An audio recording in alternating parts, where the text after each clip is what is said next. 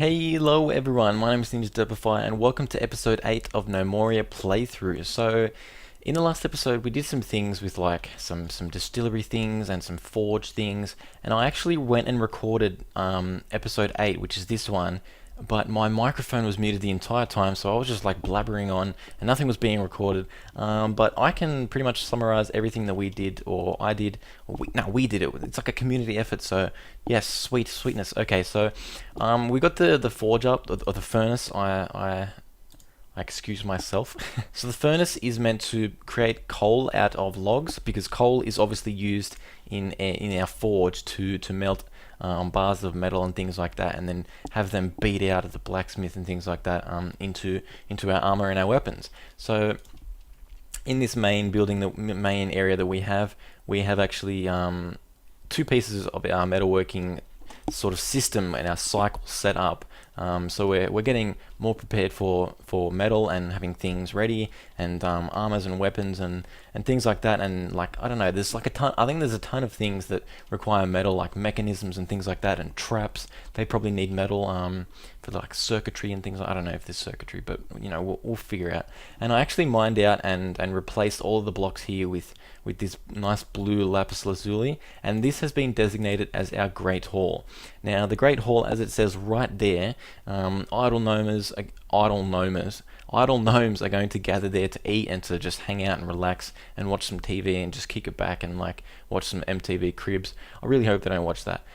So the worth of your Great Hall helps attract nomads. They are gnomes that are just like, they're wandering around the place, and they catch wind of like some sweet ass Great Hall, and they're just like, oh my god, they got so much wine and food, and I just want to put strawberries on my head and act like nothing's even on it. But only the Great Hall attracts nomads, I think. Like the greatness of your Great Hall helps attract people to migrate into your city and your kingdom and your cave and your wonderful place that you've created for them to live in. So on another note, the Gnomoria has been up there to 0.81 if I remember correctly, and we've got some new graphics and a whole bunch of bug fixes, which I won't list right now, because like if you're interested in the game, you'll know what they are, because they got posted on the game's forums. So we've got like new graphics for the crates and things like that, and we've got like a new sack graphic, and we've got like a new barrel graphic, and you'll see with the birch wood, it was an interesting thing that I found out. I thought it was a bit of a bug, like things not being colored properly,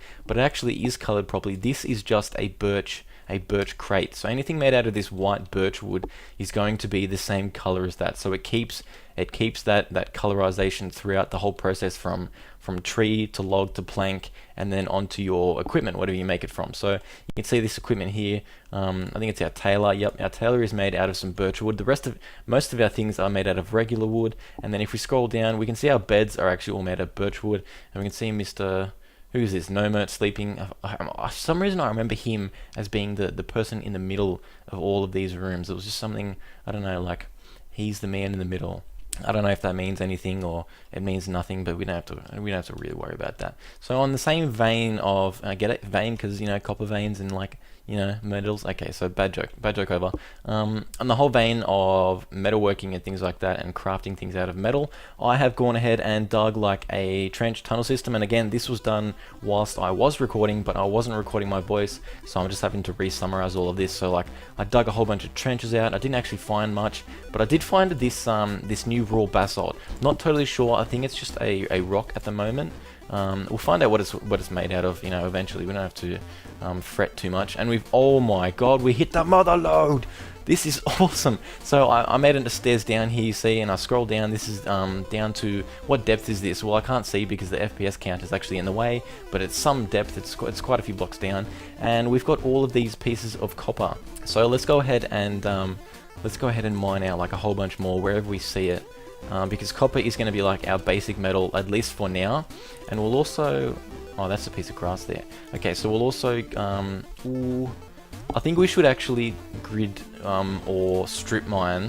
I don't know if it's called strip mining. I don't know. Like, you just do lines every now and then that allows you to like most efficiently find where any of the ores in that certain layer are, because if you go ahead and clear out like everything, it's just going to be like a waste of time and really not needed. So it's a good mining technique and a good mining tip. So if you ever want to do like faster mining and much more efficient and quicker, you want to do this. I don't know if certain layers have more. Well, god damn, this mountain is gigantic. This mountain literally takes up probably half of this map, and that is amazing that we yeah, this does take up half the map, maybe more. It's incredible that we actually found it to create our little home in, because we're just like heaps smart and we're like, oh well, why don't we just build that there? And then so the Great Hall, what's up with this? Oh, there's some lighting because we got a torch out here and it's like beautiful light coming in here, but there's no torch inside of this room and it's just all dark and things like that.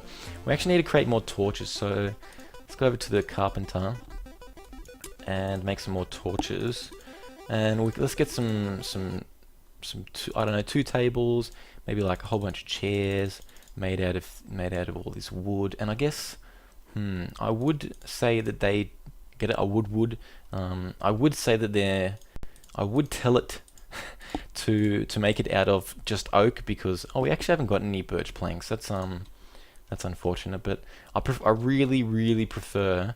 You know what I think I've done? I think I've actually gone to the sawmill. Oh no, I haven't. Because apparently birch applewood log. Oh, so applewood is just the apple trees. They're wood. That's intriguing. I should have planted. Oh god damn. So we've got some rain happening. So our yaks are doing fine. They haven't really done a whole lot. I think they've just been producing some milk and things like that. So I think we've got, I don't know, we've got one. I think we've got 2 females. It's just incredibly hard to be able to pinpoint which ones are which, because they keep switching places, and I'm just like, oh my gosh, let me click on you. We don't have to worry about that. So yeah, the distillery is up, and we can put in an order for some. I actually didn't mention this right at the start, but I had a little bit of save corruption problems again, where it just like literally got deleted, and I had to use a backup, and I had to do a couple of things. I had to redo, hopefully very much like I did them the first time, because it's an alpha, and maybe my computer is just like doesn't like it, and it's like when I'm recording it and stuff like that, sometimes things go wrong. But I have pretty much solved any problem that it should have, and in the future I don't think I'll have any problems, because I haven't got a completely stupid system of installation now, and we should be fine. So if I'm not worried, you shouldn't be worried either, because our save's going to be safe. The Grizzly Inkling will never go away, and even if it does, it'll be back. Don't worry about it. So the distillery, let's go ahead and craft up some wine, a whole bunch of it, because our drink is actually a little bit lower than our food, so we want to keep that a little bit in line. Let's go ahead and turn, so we can see that, what does this stockpile accept? Is it just food? Okay, so this stockpile, if you ever wanted to make neater stockpiles and things like that, so it's not like disjointed parts, like you can see here, these are next to each other, but they're actually disjointed, and you'd have to go ahead and designate. If you wanted to change what all 3 of these do, you have to click on every single one, and then you have to like redo like what they're actually taking inside of them. So we can actually remove a designation here, so we can see there's no longer a stockpile there, and then we can just again stockpile all of this, and this whole entire room will become its own stockpile. We don't have to worry about like bumming around with all these different little pieces of stockpile that we have to like redo every time we get something crazy. I think all food we're going to accept. A loaf of bread and sandwiches. Yep. I don't know if we're gonna get to them this episode, but maybe we will. Who knows? I could fly through like everything, and then everything will be amazing. And then we actually so we went down to this layer, and more sapphire. Is that more sapphire? More sapphire. Okay, sweet. I thought sapphire was spelled with a double P. Maybe I'm wrong. I don't know. Don't trust me. Okay, so let's go ahead and say strip mining is awesome, because you just find things, and it's like it doesn't take up all of your precious time in your Nomi world, because sometimes you want to be relaxing with a cup of wine. It's actually called a glass. I mean, you'd be a bit weird to call it a cup of wine, or is it? I don't know. Like, is there some sort of etiquette on cups of wine and bottles and glasses? What if it's made out of plastic? I mean, it's not fancy, but it's still made out of plastic. What do you call it then? Do you still call it a glass? I mean, I know you do, but I don't know, some of these problems in the universe that I don't know if I'm ever going to find out, and maybe we'll have to find some top scientists to do it for me. But I don't actually have any money to do that, so it probably won't happen in my lifetime. But let's not worry about that, because someone should answer them with a lot of money. Maybe Bill Gates will come in and just say, I want to find out why the Grizzly Inkling is so awesome. And then I'll just be like, oh, that's easy. If you pay me $100 billion, then don't worry about it, I'll tell you. Of course that's not going to happen, because that's what happens in my dreams. And who is this just sitting here on the furnace, just making some pieces of coal, thinking about his delicious turkey dinner when he goes home? It's actually Gilbert. Gilbert, you amazing person. So we still got 9 population, because the Great Hall should, you know what, have we got our tables and things like that crafted? No, we don't. Let's go ahead and set down our 2 tables. How big are they? Are they just like a... Oh, I haven't got any tables yet, so no one is bothering with our tables yet, because we've got so many things going on, and that makes sense, because we've got like trees getting cut down, we've got things being harvested, and we've got these strawberries just sitting here, and I don't know why they're sitting there, but we'll just let them sit there for a little longer. Hopefully they don't get stinky.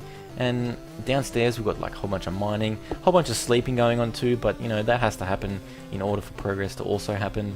And we can see this guy just like running around. He's like, oh my god, everything's on fire. And then I think maybe because he's got that monocle, he just can't see properly, so he thinks everything is on fire. That's a very unfortunate thing, actually. I would never want my worst enemy just to think that everything was on fire, because he'd be just like hysterical all day long. Look at these wooden planks, that's amazing. Let's double check the... Okay, so the... that's very strange how... There's an oak log just sitting here. What the... Who... Oh, look at this. Look at the sweet graphic for this. It's like... It's got like the smelting pot. And it's got like this big furnace here, and like a pit of coal, or a clump of coal. And it's got like the little... I always think of that thing as an umbrella for some reason. That the little thing that squirts air into fires and things like that and makes it hotter. But I don't know, like... For some reason I have it just aligned in my head with umbrellas and those things. I think it's something to do with Mary Poppins. I think Mary Poppins somehow made me think, wait a minute, didn't Mary Poppins do that? Didn't she make her umbrella like one of those things and like heat up the whole house?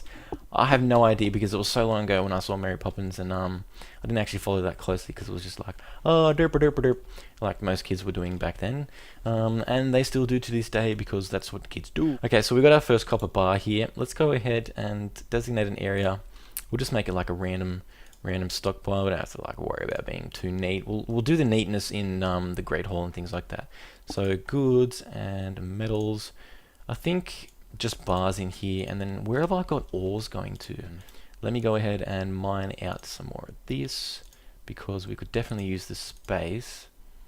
It's going to be very, very useful. And just that one block there. And then just like more stone stockpiles and things like that in there.